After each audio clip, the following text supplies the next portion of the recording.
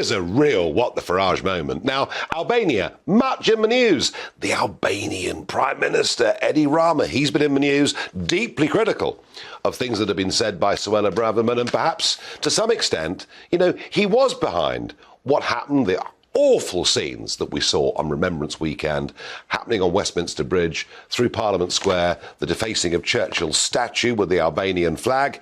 But Rama, I didn't realise this. I am a little bit shocked by this. But he says, without Tony Blair and Alistair Campbell, I would probably never have been in politics. They were my inspiration. It was like meeting the idols. We're good friends. Anytime I want advice, I ask Tony. Now, it's fair to say that Blair is not paid by the Albanian government, but he is still currently an advisor for them. Alistair Campbell's relationship with the Albanian government is deeper.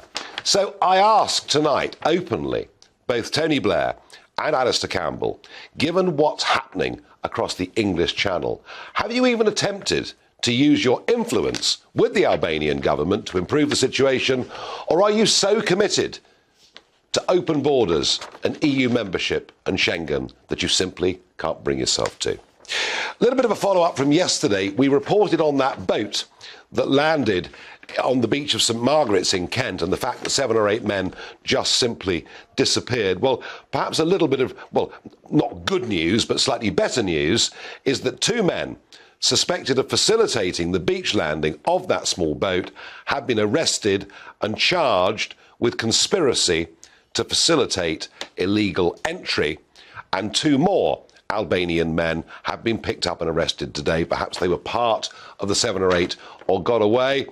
But I have to say, there is a lot more to do with this. We see British NGOs, we see them over in Calais, over in Dunkirk, handing out leaflets to people, telling them what phone numbers to ring and what to do. They say it's all in the name of being humanitarian. But I am absolutely convinced that on many occasions there are people up on the cliffs in Kent and elsewhere who are directly in touch with people on those boats, and they too effectively are aiding and abetting this trade. If any of them are ever questioned, they say they're carrying out humanitarian work and helping refugees, but it's pretty obvious that most of these people are not. Now, something that I found pretty disturbing over the course of the last couple of days, and it says a lot about what is going wrong in our society and in our country. There were, over the course of the weekend, a spate of vandalistic, unpleasant attacks on war memorials. The first one I'm going to highlight is in Nuneaton. Lewis Carter of Nuneaton, killed in action just a few years ago. He has a plaque dedicated to him, which those watching on the screen can see, was vandalised, much to the horror and upset of his mother, Denise. In Flintshire, a war memorial there in North Wales, sprayed, of all things, with a swastika. In Edinburgh, in the centre of the city of Edinburgh, a war memorial following a wreath-laying service was set fire to. Not just the wreaths burnt, but as those watching television again can see, damage to the memorial itself. In Londonderry, part of a centenary memorial wall has simply been stolen and been removed. In Exeter, in Devon, quite extraordinary. A silent statue that was put there to commemorate the centenary of the end of the Great War literally snapped in half.